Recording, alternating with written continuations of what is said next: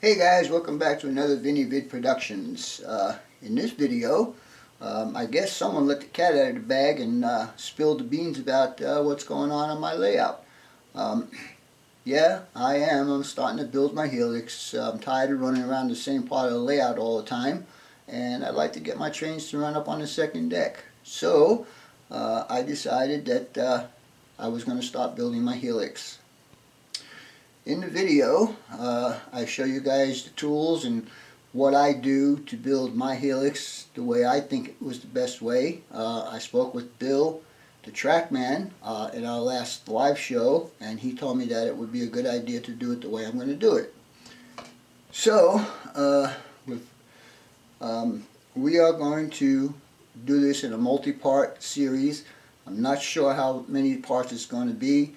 I'm just going to keep recording until the helix is the helix is up to the second level part. Anyhow, I've had the material sitting in my garage for more than a year that David Durbin was good enough to supply me with the lumber. I've had track since not this Christmas past, but the Christmas before, so it's almost a year and a half that I've got the track, and I've got all the hardware that I need. So I thought I'd just get going on this. Anyhow, stay tuned and I'll get you guys down to the workbench and I'll show you my process of building a helix. So stay tuned and we shall be right back.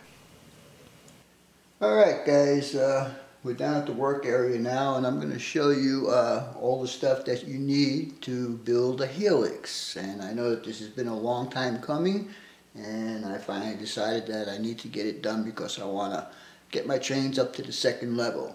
Anyhow, we're going to start off with some basic stuff. You'll need pencil and markers. I use this metal yardstick for my drawing my circles, and as you can see, I have one hole right there at the 1-inch mark, and then further down I have marks at various increments. For this particular helix, I want my radius to be 20 inches. So I take this and I go here to 21 because I had to subtract an inch from this end.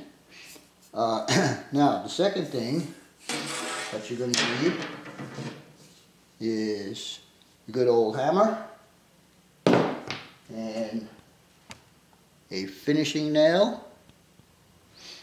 And the way I'm going to be doing mine is I will be using this all thread or threaded rod or whatever you want to call it. And the way this, alright, what I forgot to mention, I bought 10 of those thread rods and I have spaced these out pretty evenly around the board. As you can see, any place you see these little marks here is where I'm going to drill. And I'm going to use, I think I mentioned this already, but I'm going to use this board as my template to drill all my holes, so all the holes are perfectly aligned with each other. So anyhow, let me get on with the rest of this and I'll show you how I put my circles together. So hang on and we'll be right back. Alright guys, we're ready to start doing my track center lines here. And like I had mentioned before, I drill a hole at the 1-inch mark here, and we're going to use the finishing nail that I showed you guys earlier. I'm going to put it in that hole. Now the reason why I'm using this is because I want the least amount of wobble on the drawing device as possible. I already have the hole drilled out, and what we'll do is we'll put that in there, but I'm also going to give it a couple of taps to make sure that that nail does not move when I start drawing my circle. Okay, now because I want a 20-inch radius, and because I had to take away an inch from there, I will be using the 21-inch mark, and that'll give me a 20-inch radius. So all I need to do now is put a pencil in there and draw my circle. So let's get that done now. I'll turn this around, back out a little bit, and we'll get started on this.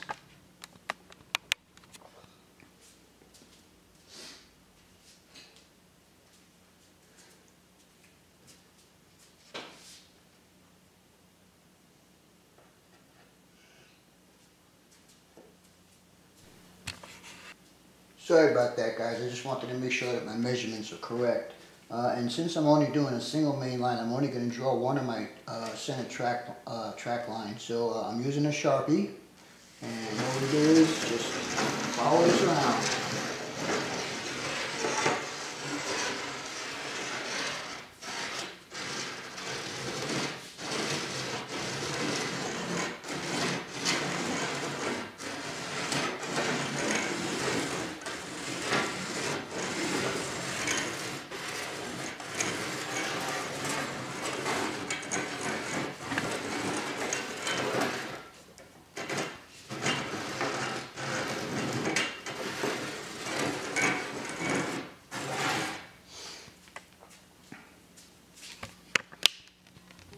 Alright, and as you can see, I've got my center line around the entire board right now. So the next thing I'm going to do is get my other two sheets of plywood and put them on top of each other, with this one being on the top.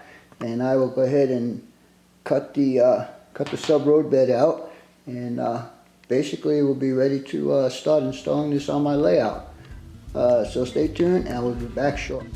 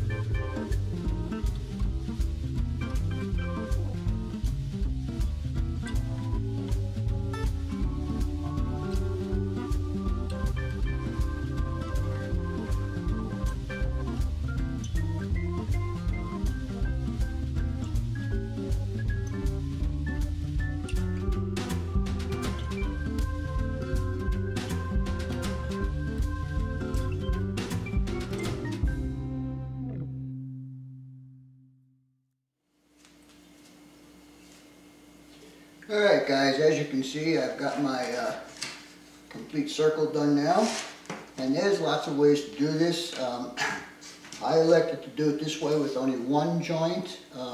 There's ways that you can get a big bang for your buck if you use one piece of 4x8 plywood and cut these into quarters. I didn't want to do that because I didn't want too many joints on here. Anyhow, this is level number 3. That includes the first level. So I will continue on.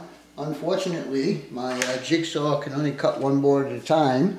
As you can see, it's old and it took me a long time just to cut this one out. Anyhow, stay tuned and we'll be back for more.